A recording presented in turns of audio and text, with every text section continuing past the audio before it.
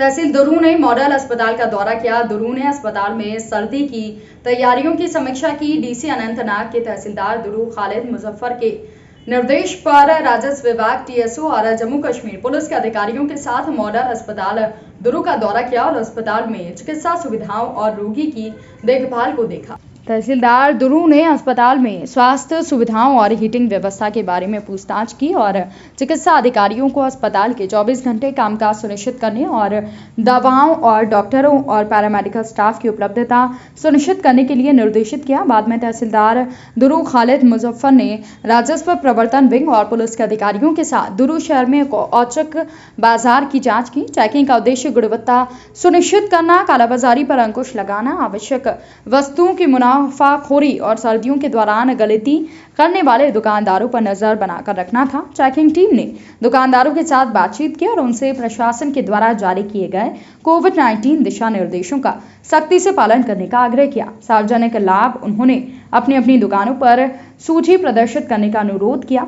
दुकानदारों को अपने प्रतिष्ठानों में स्वच्छता बनाए रखने के लिए फेस मास्क, दस्ताने, सैनिटाइजर, हाथ धोने आदि का उपयोग करने की सलाह दी। अनुरोध किया गया कि वो अधिक से अधिक मूल्य निर्धारण, कालाबाजारी में जमाखोरी में शामिल ना हो। मार्केट चेकिंग के दौरान गलती करने वाले दुकानदारों से जुर्माना वसूल किया जाएगा और इन्होंने दुकानों में नई दर सूची प्रदर्शित नहीं की थी। डीसी ऑफिस से डायरेक्शन आई थी। डीसी साहब ने जो डायरेक्शंस दी थी कि हमें डिफरेंट एरियाज़ की जो है इंस्पेक्शन करनी है, स्पेशली जो पब्लिक सर्विस जो एसेंशियल सर्विसेज की डिलीवरी करते हैं, तो उनकी हमने इंस्पेक्शन की और असेसमेंट की कि उनकी प्रिपरेशन विंटर प्रिपेयर्डनेस को लेके क्या है, तो क्या किस लेवल तक की है। तो उसमें हमने डिफरेंट एरियाज़ में डिफरेंट डिपार्टमेंट्स की भी हमने उसमें असेसमेंट की है और इंस्पेक्शन की है। इसमें मोस्ट इम्पॉर्टेंटली हम अभी हॉस्पिटल डूरू में गए थे, तो वहाँ पे हमने लोगों से भी बात की है कि they are also satisfied to a great level.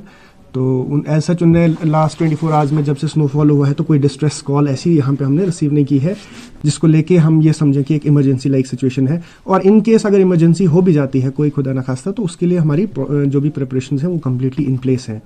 तो इसके अलावा फिर हमने मार्केट चेक भी किया, मतलब उसके साथ ही इंस्पेक्शन मार्केट की भी एक की, जिसमें हमने डिफरेंट रेट्स पे जो हाइक करके प्राइसेस करके जो बेच रहे थे तो उनके जो सीज़ किए हमने, कुछ शॉप्स को सीज़ किया। हमारे साथ टीएसओ भी थे उसमें, टीएसओ साहब डूरू के जो थे।